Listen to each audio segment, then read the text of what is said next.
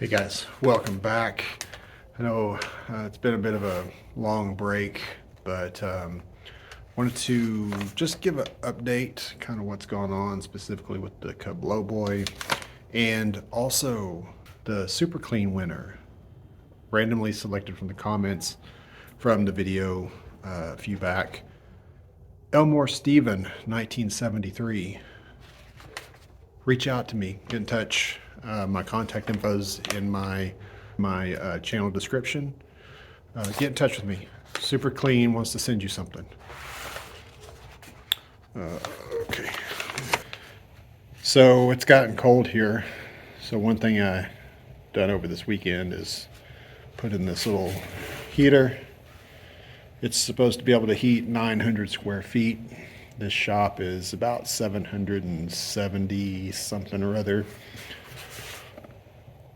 So we're right on the limit, and it's not really, it has insulation, but it's just that bubble wrap insulation, so doesn't have a very high R value. It's like R2 or something. I need to get my walls covered and insulated better, and I think we'll be fine. Okay. As you can see, I think from the last video too, things were still arranged differently in here. I had both the Internationals on this side and tractors on the other, but so mainly it's not a whole lot exciting going on the Lo-boy. It's just been a lot of cleaning, tons of cleaning parts, prepping parts, painting parts, getting the paint, getting paint removed from parts. You see I've got a paint remover on these. I use this stuff right here. Cool thing about it is they say it's earth friendly, but the biggest thing is the smell. It says 0 VOC. There's something you can use in here, and it doesn't. It's not like using some paint removers that, you know, it's toxic to breathe. And it works really good. These parts, some of these parts had just multiple layers of paint from where the guy went out and just sprayed it over and over and over again when it needed it. There's fan shroud that's curing. Took my generator starter apart, cleaned it. There's really not much to these. Just making sure they're clean. Make sure your bearings are good, front and rear. Make sure your brushes are good. I'm gonna just clean it up. I know I said on the intake manifold, exhaust manifold, I was gonna keep this yellow, but when I did it, it just didn't look right. This is, of course, cast is all one piece, and there's no like defined, distinctive break between the two. So it just looked weird when this was yellow and this was silver. So we just went the whole thing silver. Still looks good. Got new spark plugs. I actually found these. These are exactly what was in it. This is a Autolite 386. Most places, these things were like $4 or $5 a piece. I found those at Walmart for $1.99 each.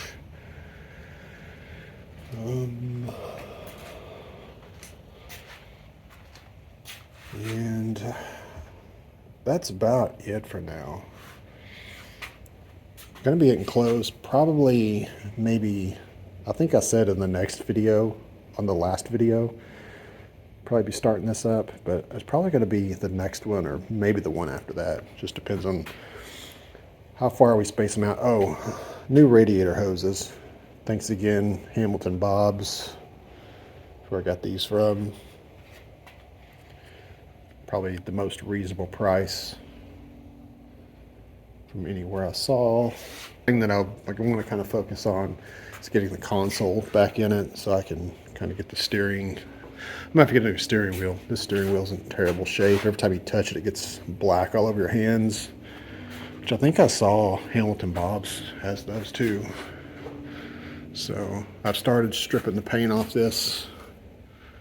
Applied a second coat of the paint stripper because it was thick on there. So priority's going to get this stripped down because this is kind of essential to get the steering button down, the wiring, the console, all that stuff, the starter switch. So that's going to be the next priority. I got to get some plug wires. Still need an oil filter. I got to get the air filter housing on. I have a carburetor. Both of the carburetors that I had, the one that was off this originally and the one that was off the parts tractor, were badly corroded, badly warped, and basically not usable. What I was using before was just one of the ones, one of these cheapies that you get. I was just using one of these cheap ones that you can get off the internet, and it worked fine. Didn't have any problems at all with it, other than the way that it came. The float was not adjusted correctly, and it was basically just pouring gas when it was running. It's hard to flood these since they're an updraft. They don't really flood, but it was sitting there running and gas was pouring out through the air intake tube. So I know I was flooding it with more gas than what it needed, and adjusted the float, and that fixed it. Didn't have any problem with it. It ran fine. I did get crud in the needle and seat. The crappy gas tank had a gas tank that's just full of stuff. And again, just to take it apart, clean it, ran fine after that. So there's some of this sheet metal. It's nice to see something other than yellow. These little side pieces, I got one of them done. And that's going to be it for now. Be sure, I think I mentioned this in my Instagram post. I think once the Lo-boy is done, I intended for this to be my winter project. It's going pretty quick. So I think next what I'm going to do is I want to basically clean up this engine compartment. I want to make it look almost like as if it were new. It won't be like 100% original, but I want to get it all cleaned up. I'm going to pull this 345 out. It needs resealed, needs valve stem seals. It runs great, it just smokes. It's got a problem with the at some point the cork gaskets for the valve covers, when somebody changed them, it got into the engine, and when I changed these, I found a lot of cork in the drain holes, and it's making the oil drain slow. And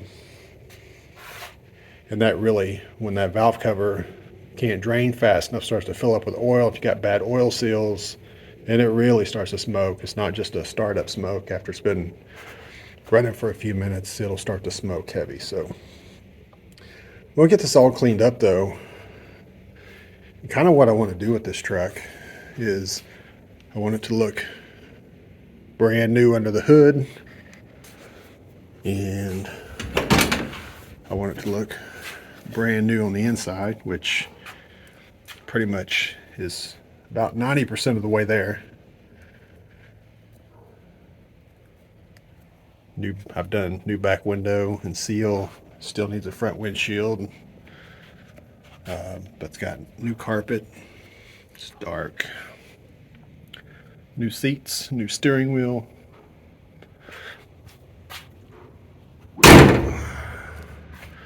I've made a bed cover for the back. But in the end, I don't want to touch this exterior. For one, it cost a lot of money. It ain't worth it. The only reason why you would want to do something like that, I mean, if you just wanted to have it look nice, if that's what you wanted, then that's perfectly fine. If you thought you were going to do it to resell it, it's not worth it. You're not going to get that much what it would take to get this fixed up nice. It's not worth it. And for me, I like that the paint has a bit of a story. The paint on this thing tells the vehicle story. So I'm just not ready to take it off yet. Just like to keep it the way it is, but have it nice inside, nice under the hood. And then it'll just be fun to talk about why this thing is this awful green with a 13 painted on it. And a provision for a mirror in the A-pillar.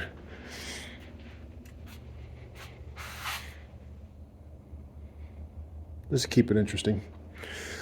All right, anyway, that's it for now. Thanks for watching. We'll see you next time.